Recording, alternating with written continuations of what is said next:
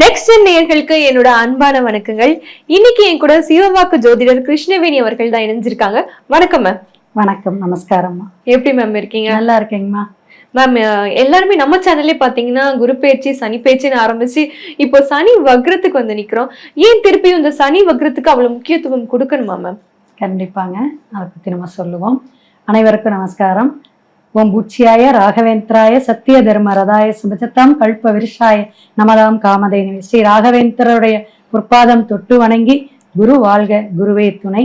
சனி பகவானை பகவான் தான் நம்ம சொல்லணும். ஏன்னா சனி பகவானுக்கு 9 கிரகத்திலையும் ஈசனுடைய அருள் பெற்றவர். அதனால அவருடைய பகவான்கிற மரியாதைக்கு நிமித்தமா சொன்னாலும் அவரை நம்மளை பிடிச்சுக்க மாட்டார். அது ரொம்ப நம்ம கவனத்துல எடுத்துக்கணும். மற்ற கிரகங்களை கூட ராகு கேது அப்படின்னு ஒருமித்து சொல்லலாம், சனி பகவானை மட்டும் அப்படி சொல்லக்கூடாது.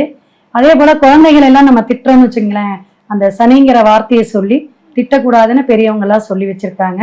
இப்ப சனி பகவான் பாத்தீங்கன்னா மீனத்துல காலசக்கரத்துக்கு 12ஆம் பாவகத்துல 2.5 ஆண்டுகள் பயணிக்கக்கூடிய அமைப்புல ஒரு 12ஆம் பாகம்ங்கிறது விரயஸ்தானத்துல பயணிச்சிட்டு இருக்கார்.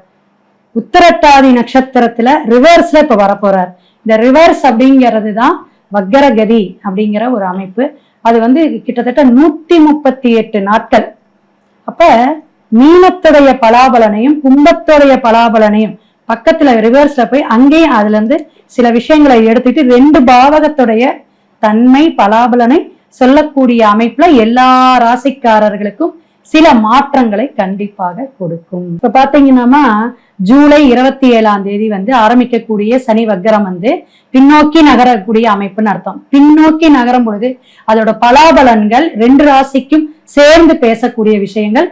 டிசம்பர் 11ஆம் தேதி வரையிலுமே இந்த வக்கரகதி இருக்கு. அப்ப வக்கர நிவர்த்தி டிசம்பர் 11ஆம் தேதி தான் நமக்கு பலாபலனை முடிப்பார். இப்ப 2.5 ஆண்டுகள் பயணிக்கக்கூடிய விஷயத்துல 4 மாதம் தொடர்ந்து இப்படி பயணிக்கக்கூடிய இந்த சனி வக்கரகதியில என்னன்னா பல விஷயங்களை பின்னோக்கி நகர்தல்னு சொன்னோமா வக்கரத்துக்கு, அந்த நிவர்த்தியை கொடுக்கக்கூடிய விஷயத்துல ஒவ்வொருத்தருக்கும் ஒவ்வொரு 7.5 சனி இருக்கு, அஷ்டமத்தி சனி இருக்கு, அர்த்தாஷ்டம சனி, இந்த சனி பகவானுடைய தாக்கம் எல்லாம் குறையும். இதுதான் விசேஷங்க. கண்டிப்பா மேம். எப்பவுமே அப்பா அம்மா 2 பேருமே வாழ்க்கையில எவ்வளவு முக்கியமோ, ஏன்னா ஒவ்வொருத்தருக்கும் ஒவ்வொரு குணாதிசயம் இருக்கும். பார்க்கும்போது அப்பா ஸ்ட்ரிக்டா இருப்பாங்க, அம்மா அன்பா இருப்பாங்க. சோ அப்படிப்பட்ட நேயர்கள்னா நம்ம மிதுன ராசி நேயர்கள். அப்பாவுக்கு அப்பாவும் இருக்க தெரியும், அம்மாவும் இருக்க தெரியும். 2 குணங்கள் உள்ள நம்ம மிதுன ராசி நேயர்களுக்கு இந்த சனி வக்ரம் எந்த மாதிரி இருக்குன்னு தெரிஞ்சுக்கலாமா மேம்? அருமையா சொன்னீங்க. கம்யூனிகேஷன் அப்படின்னு சொல்லக்கூடிய, எப்பயுமே வீட்டுக்கு உழைக்கிறோமோ இல்லையோ, பொதுவாக பொது இடங்களையும் வெளியே ஒரு ஆரோக்கியமான ஒரு விஷயத்தை செய்யக்கூடிய ஒரு உழைப்பாளி யார் அப்படின்னா மிதுனம் தான். ரொம்ப கேர் எடுப்பாங்க, குடும்பத்துக்கும் கேர் எடுப்பாங்க. இருந்தாலும் வெளிவட்டாரத்துல நல்ல பேர் வாங்கணும், நல்ல விஷயங்களை செய்யணும், புகழுக்காக இயங்கக்கூடியவங்க அப்படின்னு கூட சொல்லலாம். அதுக்கப்புறம் தான் அவங்களுக்கு பணம் காசலாம். 2ஆம் இடத்துல, ஆமாங்க, 2ஆம் இடத்துல குரு உச்சம் பெற்று கடகத்துல இருக்காரு. இனிமே கொஞ்சம் லக்கி தான், ஏன்னா ஜென்மத்துல இருந்து விட்டாரு. பரவாயில்ல. குரு பகவான் சனி பகவான பாத்துக்கிட்டு இருந்தார். அது எந்த இடம் அப்படின்னு கேட்டீங்கன்னா 10ஆம் இடத்துல இருந்தார். இப்ப 9ங்கிற பாக்கியஸ்தானத்தை கவர் பண்ணி அந்த வக்கரமா கொண்டு போயிட்டு இருக்கார். சோ அதனால இந்த 4 மாதம் அப்பா வழி சொந்தம், சொந்த பந்தங்கள், அதே போல பாக்கியங்கிற விஷயம். அப்ப என்னென்ன விஷயங்கள் தேங்கி கடந்தது, என்ன எதிர்பார்ப்புகள்ல இருந்தாங்க, இப்ப வேலை இல்ல, இப்ப சினிமா துறை கலைத்துறையில எல்லாம் இது நம்ம ரொம்ப டாப்பா இருப்பாங்க. இது மாதிரி மீடியா, யூடியூப் சேனல் எல்லாத்துலயும்.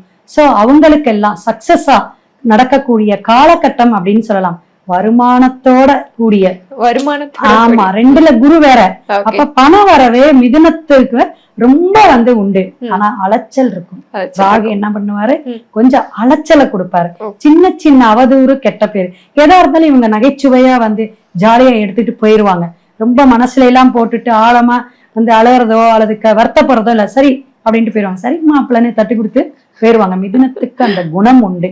அதனால மிதுனம் இந்த 4 மாதமும் புதிய திட்டங்கள், புதிய விஷயங்கள், முயற்சிகள் எல்லாமே தாராளமா செய்யலாம். அதிக முதலீடு இல்லாம. மேம், என்னதான் மிதுனம் இவ்வளவு சொன்னீங்கனாலும் மிதுனம் ஓரமாவே போனாலும் பிரச்சனை அவங்க பின்னாடியே தேடி வருமே, வம்பு வழக்குகள்லாம். சோ இந்த சனி எப்படி மேம் இருக்கு அவங்களுக்கு? வம்பு வழக்குகள் தானா வர்றது இல்லைங்க, இவங்களே சில விஷயங்கள் தேடி போயிடுவாங்க. வாய் எப்படின்னா 4 பேர் வேணும், நட்பு வட்டாரத்துல ஏமாறக்கூடியவங்கம்மா, ஃப்ரெண்ட்ஸு மத்தவங்க தான் நம்மளை காப்பாத்துவாங்க. நம்பிக்கை இந்த நம்பிக்கையில 2-3 ராசியை தான் சொல்லுவோம். அது மிதுனம் வந்து டாப்புங்க. யாரு கொஞ்ச நேரம் பேசினாலும் அவங்கள நம்பிடுவாங்க, அவங்க அப்படிதானா அப்படிங்கிற மாதிரி எண்ணத்துக்கு வந்துருவாங்க அப்படின்னு. அதே போல நிறைய எதிர்பார்ப்புகள், நிறைய பாசம் பந்தம், இதுக்கு வந்து ஏங்குவாங்க. குடும்பத்தை அரவணைச்சு போறதுல மிதுனத்துக்கு நிகர் மிதுனமே தான்.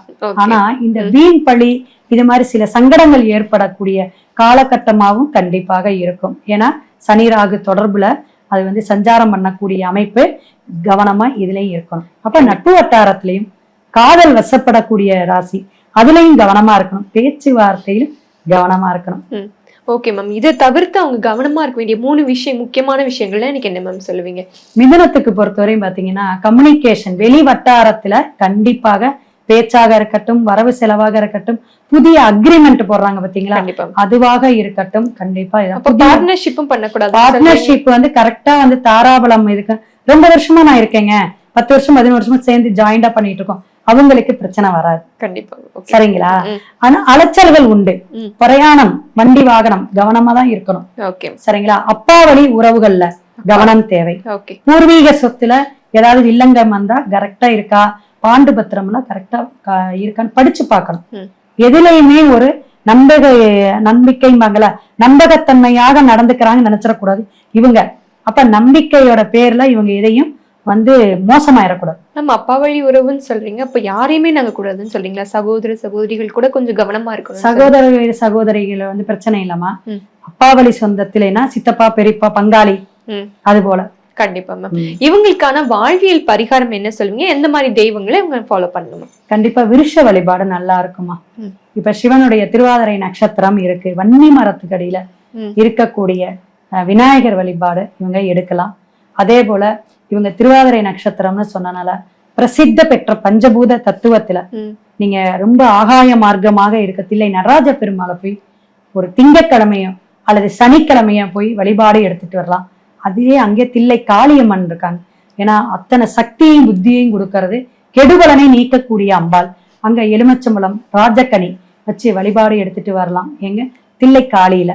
ஏன்னா ராகுவோடைய தொடர்புனாலதான் இதெல்லாம் நம்ம சொல்றோம். கண்டிப்பா நானும் எல்லாருக்கும் நல்லதுதான் சொல்றேன், ஆனா அவங்கதான் தப்பா எடுத்துக்கிறாங்க அப்படின்னு நினைக்கிற மிதுனமா இருந்தா மறக்காம கமெண்ட் பண்ணிடுங்க, லைக் பண்ணிடுங்க, நானும் தெரிஞ்சுக்கிறேன். நன்றி மேம். வாழ்த்துக்கள்.